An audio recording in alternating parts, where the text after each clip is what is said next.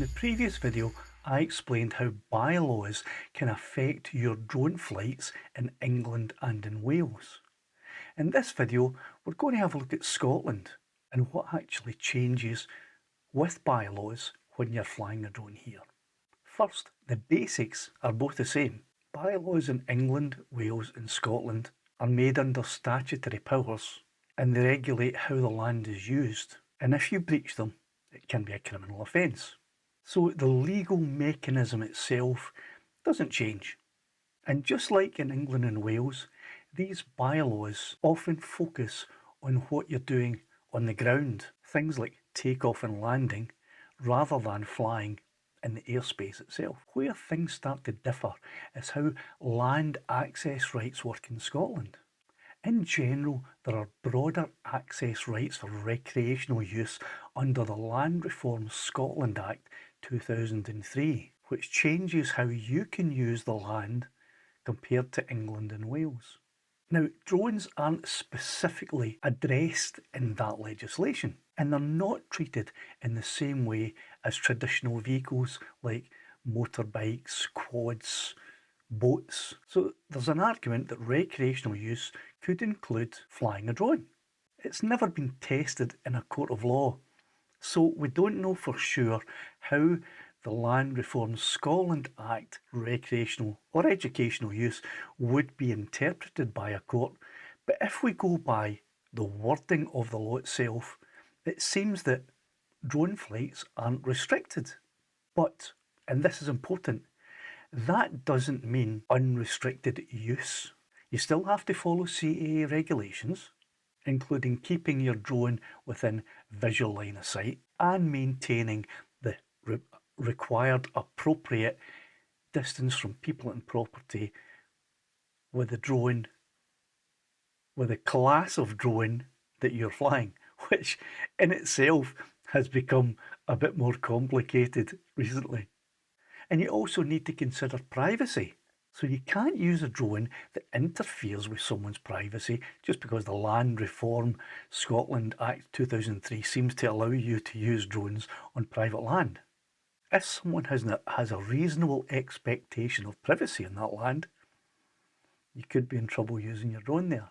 And then there are local restrictions, the bylaws.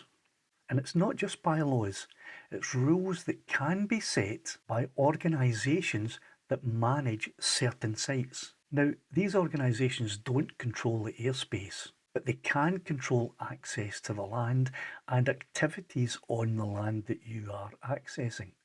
So in places like historic sites, managed estates, nature reserves, or visitor attractions, you may find conditions of entry to those places that restrict the takeoff and landing of your drone from that area. So while access rights might give you the right to be there, they don't automatically give you the right to launch a drone from that location. And here's the worst thing of all. This is where so many people get caught out, and it's such a headache that if people want to fly lawfully, safely, and with consideration, this is one of the things that you really have to do. And it's such a nightmare that most drone pilots just don't want to go through this. And that is, a bylaw doesn't have to be signed. And that means a signpost up saying that there's a bylaw in effect for a bylaw to be in effect.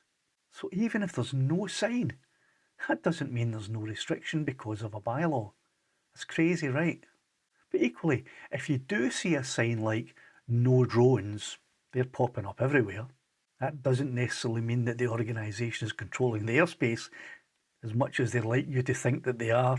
Often what they're actually doing is controlling how the land is used within their control, or setting conditions for access to that land. And the problem is that that distinction isn't always clear. So the only way to be absolutely sure is to check in advance. Now that means when you're planning your flight, find out what local authority controls that area. Go onto their website and check if there's a bylaw in effect where you want to fly that may restrict or prohibit you from flying there.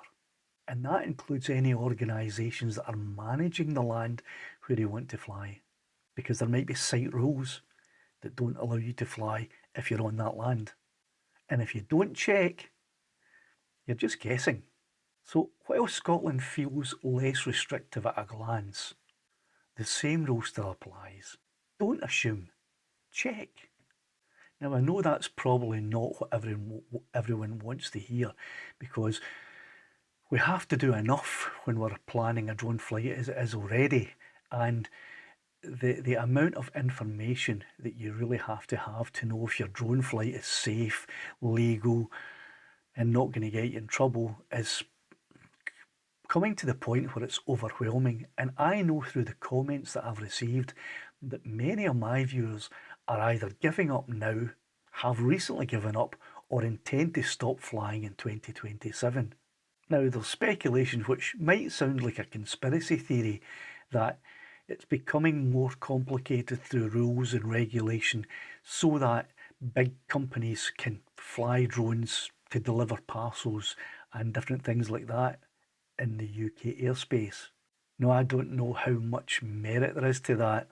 It sounds like a feasible conspiracy theory, I suppose, but it doesn't change the fact that if you want to fly legally, responsibly, and safely, this is an additional check, the bylaws that are in effect that you may have to do. Not you may have to do, you really should be doing if you want to fly safely, responsibly, and without worry that you're doing anything wrong.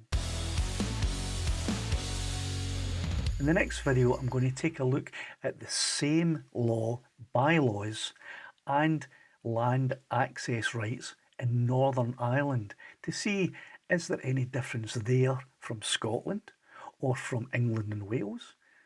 Are the four nations of the United Kingdom completely different in access rights and bylaws and how they work?